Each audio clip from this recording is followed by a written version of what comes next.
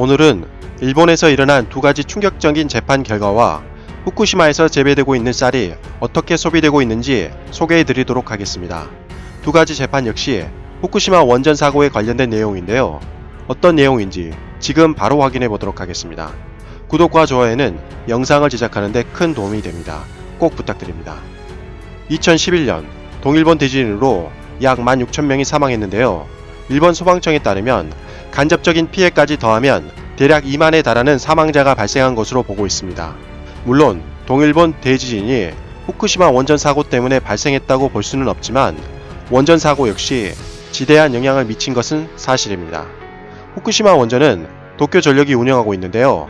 그래서 후쿠시마 현 주민들은 도쿄전력 구경영진을 고소 고발했습니다.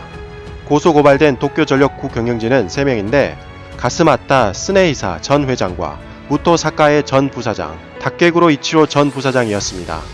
하지만 뜻밖에도 도쿄지검에서 2번 불기소 처분을 내리자 다시 시민검찰회에서 강제 기소를 결정해 도쿄전력 구경영진은 업무상 과실치사상 죄목으로 강제 기소되어 형사재판이 열리게 되었습니다.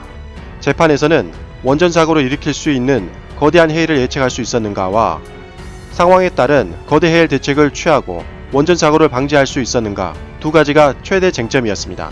이에 대해 검찰관 지정 변호사는 금고 5년형을 구형한 것에 반해 구경영진 3명은 모두 무죄를 주장했습니다. 이에 대해 일본 법원에서 재판이 열리게 되었는데요. 8년이 지나 겨우 열리는 첫 형사재판에서 일본 법원은 구경영진 3명에게 모두 무죄 판결을 내렸습니다. 아직 1심 재판이기에 추후 재판 결과가 어떻게 될지 모르지만 일본 재판부 입장을 살펴보면 정황상 처벌하기 어려울 것 같습니다. 일본 사법부에서 무죄 이유에 대해서 이렇게 판단했습니다. 첫 번째 쟁점인 원전 사고를 일으킬 수 있는 거대한 해일을 예측할 수 있었는가에 대해 일본 사법부는 조금이나마 거대 해일을 예측할 가능성이 있었다고 판단했습니다.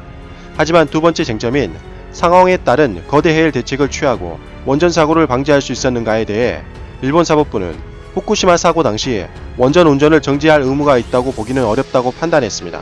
그러면서 일본 사법부는 이런 말까지 덧붙였습니다. 당시 법령상 규제와 국가심사는 원전에 대해 절대적인 안정성 확보까지 전제로 하지 않기 때문에 구경영진 3명이 책임 있는 입장에 있었다고 하더라도 형사 책임을 부과할 수 없다고 이유를 밝혔습니다. 제 사견이긴 합니다만 일본 사법부가 밝힌 이유 부분에서 어떻게 저런 판단을 내릴 수 있었는지 정말 큰 충격으로 다가왔습니다. 그리고 다른 재판 역시 후쿠시마 방사능과 관련된 재판인데요. 역시 알아보도록 하겠습니다. 후쿠시마 지역은 방사능으로 오염이 됐는데요. 원래 후쿠시마는 일본에서도 쌀 생산지로 유명했습니다. 그래서 원전 사고 이후에도 농사를 짓고 있는 농부들이 많았습니다. 그런데 토양에서 계속 방사능이 유출되자 농부들은 도쿄전력을 향해 소송을 진행합니다. 농부들은 원전 사고로 인한 금전적인 보상은 전혀 묻지 않고 농토에 있는 방사성 오염 물질만 제거해달라고 2014년에 소송을 제기했습니다. 이미 국가 방침에 따라 농지 제염을 실시했지만 방사성 물질을 전부 제거하지 못했기 때문입니다. 그리고 최근에 일본 재판부에서 판결을 내렸는데요. 일본 법원은 농부들 원고에 대한 소송을 기각했습니다. 판결 이후로는 원전에서 유출된 방사성 물질은 이미 흙과 동화하고 있기 때문에 도쿄 전력 문제가 아니라 농지를 소유한 소유주 문제로 방사능 물질을 제거할 책임은 농부들에게 있다고 밝혔습니다. 그러므로 농부들은 도쿄 전력에 방사성 물질을 제거하도록 청구할 수 없다는 것이었습니다. 농부들은 판결에 분노를 표하며 항소할 것이라고 말했지만 전망은 그리 밝지 않다는 것이 전문가들 입장입니다. 정말 일반 상식으로는 이해하기 어려운 판결입니다. 그런데 곰곰이 생각해보면 일본 법원도 법원이지만 농부들이 후쿠시마 원전 사고가 난 상황임에도 불구하고 오염된 토양에서 계속 쌀을 생산한다는 사실에 충격을 받았습니다. 그래서 후쿠시마에서 생산된 쌀이 어디에 소비되고 있는지 확인해 봤습니다. 아사히 신문은 후쿠시마 쌀이 어디에서 소비되는지 기사를 보도했는데요. 후쿠시마 쌀은 원전 사고 이후 가격이 크게 하락했지만 지난 8년간 일본에서 가정용이 아닌 어무용 즉 편의점이나 외식 체인 등에서 최고 수준에 달하는 비율이어서 가격이 꽤나 많이 올랐다고 합니다. 원산지 표시에 대해서도 밝혔는데요. 출하할 때 원산지가 후쿠시마로 표시되는 것이 아니라 단순히 일본산으로 원산지가 표시되어 팔린다고 했습니다.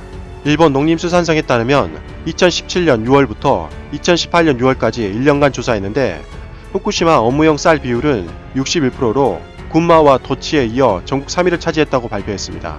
그러나 최근에 생산된 18년산 후쿠시마 쌀은 원전 사고 이전에 육박하는 수준까지 판매량이 올랐다고 밝혔습니다.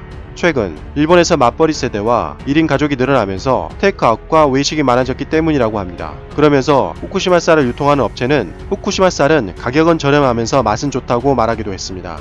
오염된 토양에서 곡식을 재배한다니 만약 한국이었으면 방사능 때문에 당연히 쌀 재배조차 하지 못하게 했을 텐데 일본은 생각보다 훨씬 방사능에 대한 인식이 아니한 것 같아 굉장히 놀랐습니다. 지금까지 시청자와 같이 하는 가치왕 채널이었습니다. 시청해주셔서 대단히 감사합니다. 항상 건강하시고 복 많이 받으세요.